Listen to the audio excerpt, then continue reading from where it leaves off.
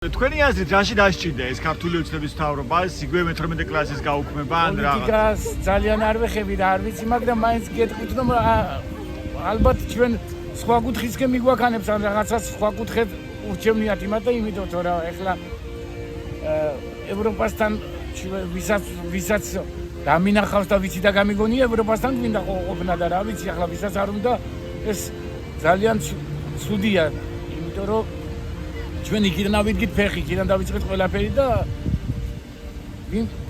რა ვიცი რა საითკენ მივდივართ ახლა რეალურად?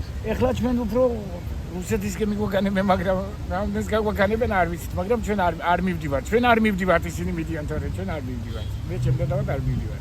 თუ გინდა რომ ჩვენ ევროპისკენ მივემართოთ და ევროპის სახელი გვერქვას, მაშინ უნდა იყოს ის 12 კლასიანი, როგორიც იყო და ისწავლოს ჩვენმა შვილებმა ევროპის ყველა ინსტიტუტში და დაწესებულებაში.